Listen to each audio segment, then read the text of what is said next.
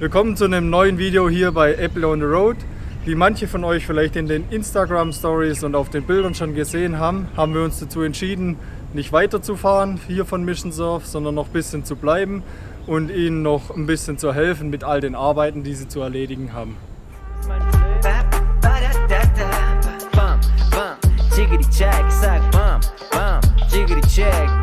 Ist der Rhythmus meines Lebens.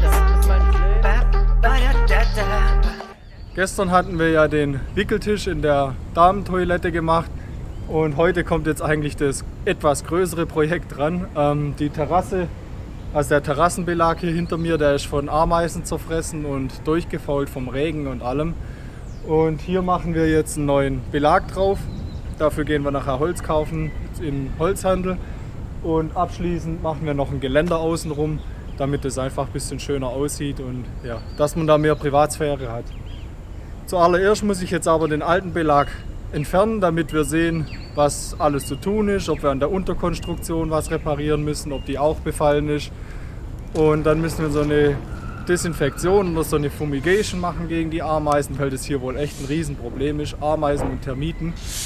Und wenn wir das alles gemacht haben, dann machen wir den neuen Holzbelag drauf. Aber jetzt erstmal der Rückbau. So, hier vorne dran, an dem Anfang sieht man das gleich richtig gut. Hier ist alles durchgefressen und hier sieht man auch die ganzen Ameisen. Ich hoffe, man sieht es auf der Kamera auch, die krabbeln hier jetzt rum, bringen ihre Eier weg.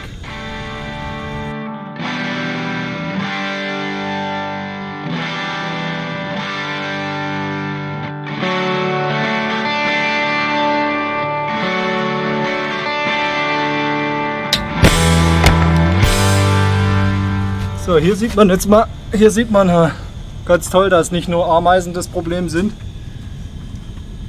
sondern auch Termiten, und zwar richtig übel. Also ich bin mir relativ sicher, dass das Termiten sind oder irgendwelche anderen Holzschädlinge. Und hier sieht man noch mal die Ameisen.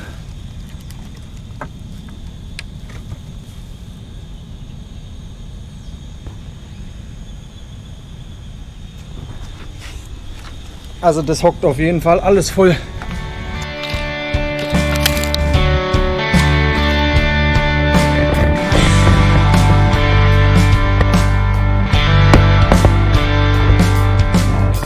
So, der Belag ist runter. Wie wir jetzt gesehen haben, ist so, dass nicht nur einer von der Unterkonstruktion kaputt ist, sondern mehrere.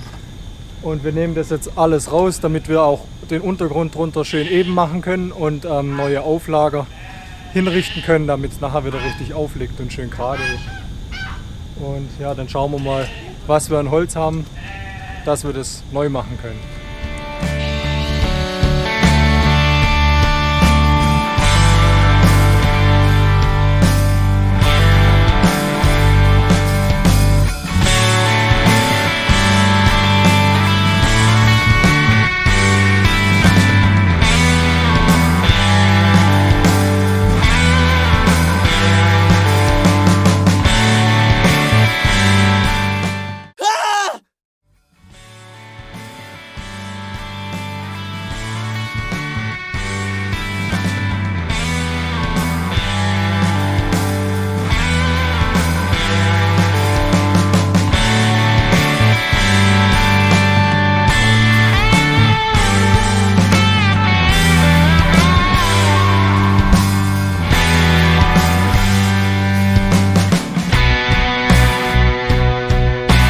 Nachdem wir jetzt alles raus haben, haben wir auch gesehen, dass die Unterkonstruktion nichts mehr ist. Wir haben jetzt die ganzen alten Steine raus von der Unterkonstruktion.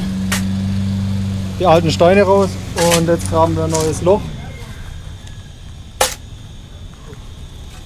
Da kommt dann nachher Schotter rein und darauf machen wir die neue Unterkonstruktion für das Zwischenfundament, sagen wir mal so.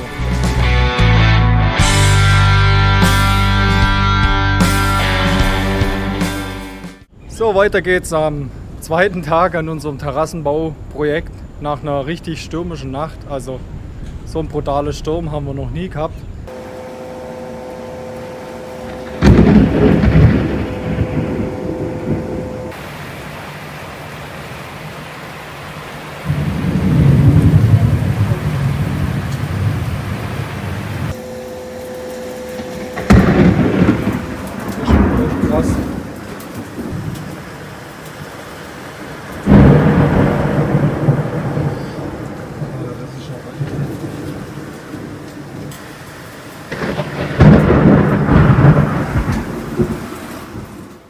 So, der Morgen nach dem großen Sturm.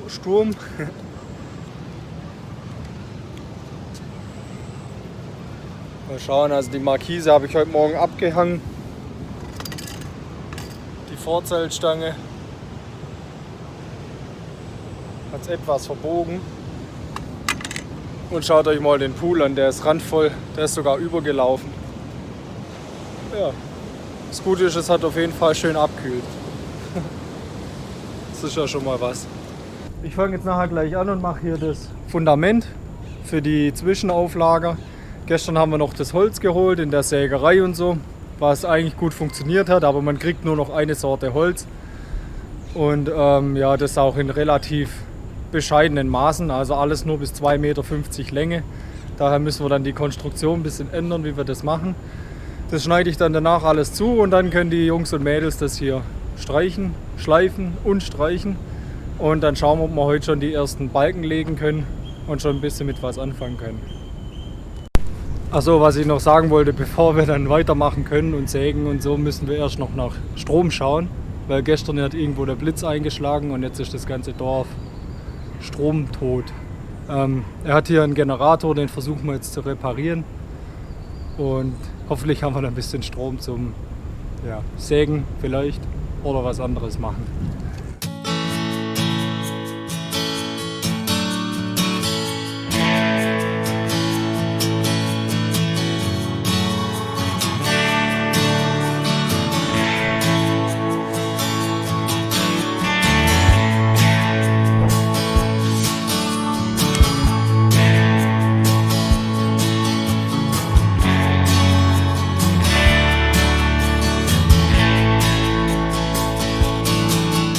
Das Zwischenauflager haben wir fertig. Schön wäre es natürlich gewesen, wenn wir ein bisschen Beton gekriegt hätten zum Festbetonieren, aber wir kriegen leider nur Schotter.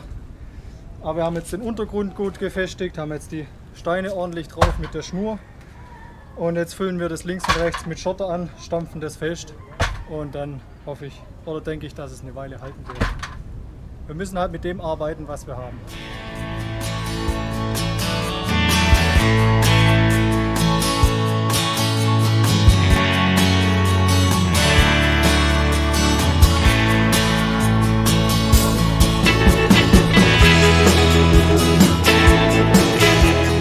Wir wollten eigentlich jetzt das Holz zuschneiden, aber der Generator läuft jetzt auch inzwischen. Da war nämlich der Ölfilter, hatte Löcher, dann ist das Öl rausgelaufen. Aber der Strom kommt nicht im Haus an. Daher funktioniert die Säge nicht. Aber die Jungs haben jetzt schon mal angefangen zu schleifen. Das wird hier nämlich alles per Hand geschliffen und dafür brauchen wir keinen Strom. Und wir warten jetzt einfach noch ein bisschen.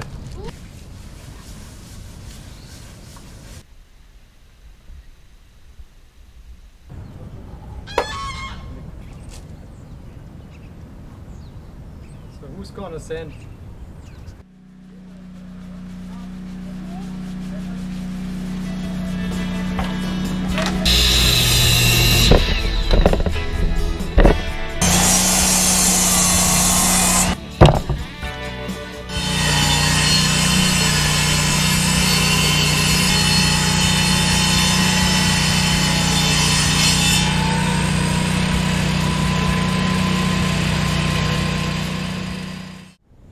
Weiter geht's in Tag 3 mit dem Terrassenbauprojekt.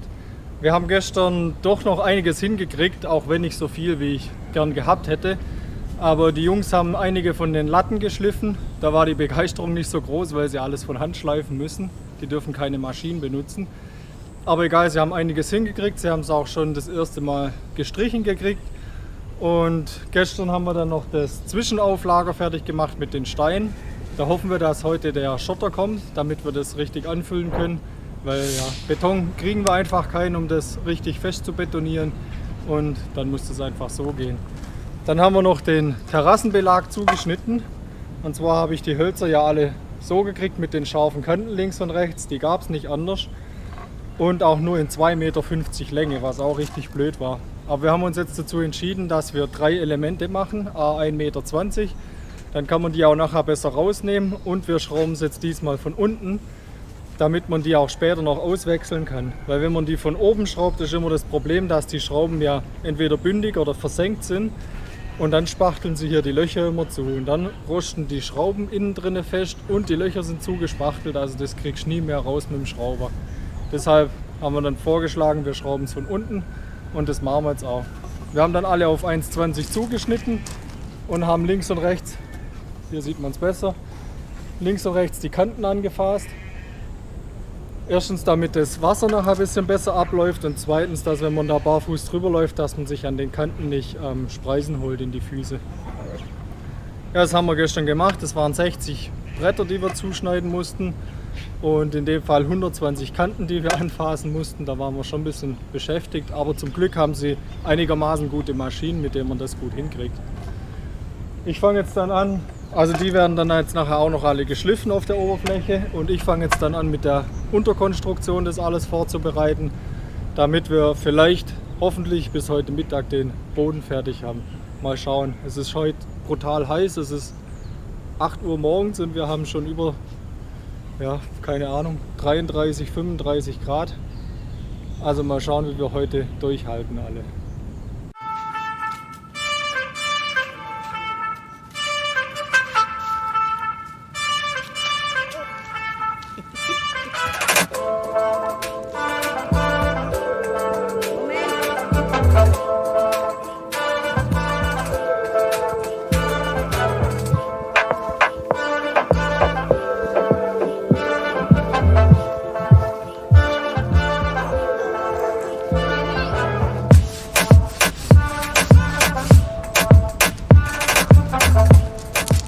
Leider haben wir immer noch keinen Strom, daher müssen wir jetzt ein bisschen von Hand sägen. Wir hoffen, dass es so bis in 2-3 Stunden wieder Strom gibt oder dass wir den Generator zum Laufen kriegen.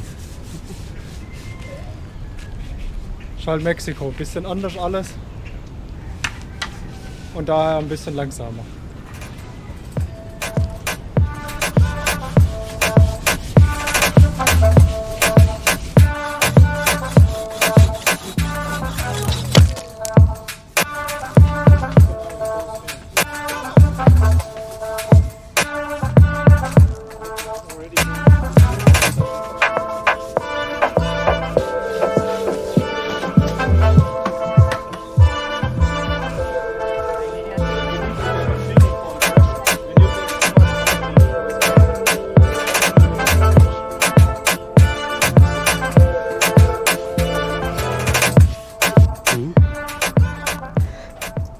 Hello, my name is Junior. Christian, he's been so nice to us. He's the best. Her girlfriend too. They're being so nice. Give them a like, and subscribe. Thank you.